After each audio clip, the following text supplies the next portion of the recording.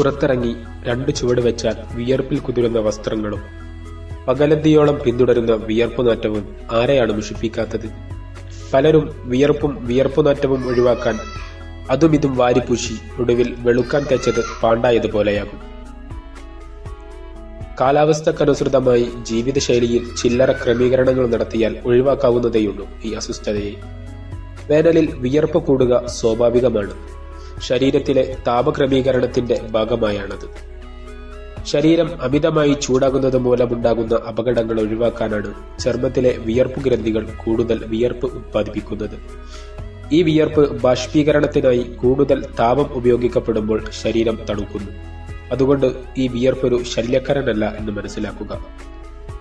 ഇനി വിയർപ്പ് നാറ്റത്തിന്റെ കാര്യം. സത്യത്തിൽ വിയർപ്പിന് ഒരു ഗന്ധവുമില്ല എന്നതാണ് യാഥാർത്ഥ്യം. ജലവും ലവണങ്ങളുമടങ്ങിയ വിയർപ്പ് ചർമ്മോപരിതലത്തിൽ വ്യാപിച്ച് നനഞ്ഞ് അവിടെയുള്ള അഴുക്കും അണുക്കളുമായി പ്രവർത്തിക്കുമ്പോൾ മാത്രമാണ് ദുർഗന്ധമുണ്ടാകുന്നത്.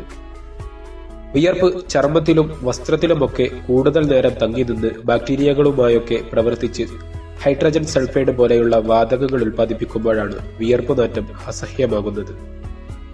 പാരമ്പര്യമായും രോഗങ്ങൾ മൂലവും അമിതമായി വിയർക്കുന്നവരുമുണ്ട്.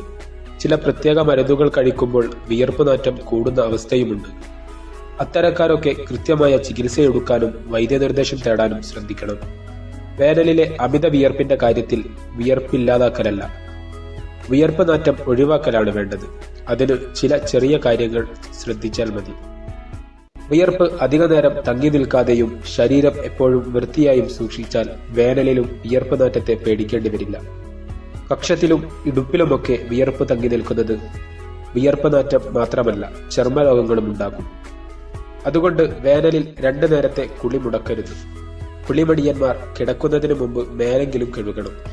രാമച്ചം, നാൽപ്പാമരം എന്നിവ ഇട്ട് തിളപ്പിച്ച വെള്ളത്തിൽ കുളിക്കുന്നതും നല്ലതാണ്. ഇതൊന്നുമില്ലെങ്കിൽ കുളിക്കുന്ന വെള്ളത്തിൽ 1 തരി പൊട്ടാസ്യം പെർമാംഗനേറ്റ് ചേർക്കുക. കുളിക്കാനായി ആന്റി ബാക്ടീരിയൽ സോപ്പ് ഉപയോഗിക്കുന്നതും ഗുണം ചെയ്യും.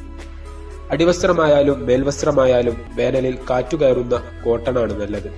ഇറുകിപ്പിടിച്ച വസ്ത്രങ്ങൾ ഒഴിവാക്കി അയഞ്ഞ വസ്ത്രങ്ങൾ ധരിക്കുക. കാറ്റ് തട്ടാത്തത് മൂലം വിയർപ്പ് ഉണങ്ങാതിരിക്കുമ്പോഴാണ് അവയിൽ അണുക്കൾ പെരുകി വിയർപ്പ് നാറ്റം അസഹ്യമാകുക. അടിവസ്ത്രങ്ങൾ പരമാവധി 1 ദിവസമേ ഉപയോഗിക്കാവൂ. അവ കഴുകി വെയിലത്തിട്ട് ഉണക്കുകയും വേണം. താപമാഗിരണം ചെയ്യാത്ത ഇളം നിറമുള്ള വസ്ത്രങ്ങൾ ധരിക്കുക. പരമാവധി വെയിലു കൊള്ളാതെ നോക്കുക. തൊപ്പി ധരിക്കുന്നതിലും കുട ചൂടുന്നതിലും നാണിക്കേണ്ട കാര്യമില്ല. ദിവസവും 2-3 ലിറ്റർ വെള്ളം കുടിക്കുക. പച്ചക്കറികളും പഴങ്ങളും ധാരാളം കഴിക്കുക. അത് വിയർപ്പിലൂടെയുള്ള ജലനഷ്ടം കുറക്കുകയും ചർമ്മത്തിന് ആരോഗ്യം നൽകുകയും ചെയ്യും. നേരിട്ട് വെയിലേൽക്കുന്ന ഭാഗങ്ങളിൽ സൺസ്ക്രീൻ ലോഷനുകൾ ഉപയോഗിക്കുന്നത് ചർമ്മത്തിന് സംരക്ഷണം നൽകും. കലാമിൻ, സിങ്ക് ഓക്സൈഡ് എന്നിവ നല്ലതാണ്.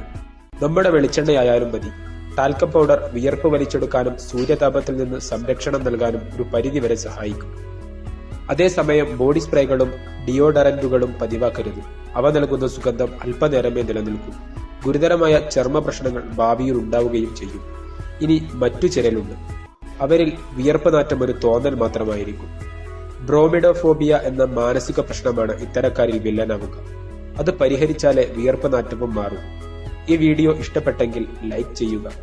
കൂടുതൽ ആരോഗ്യപരമായ അറിവുകൾ ദിവസവും നിങ്ങൾക്ക് ലഭിക്കാൻ സബ്സ്ക്രൈബ് ചെയ്യുക.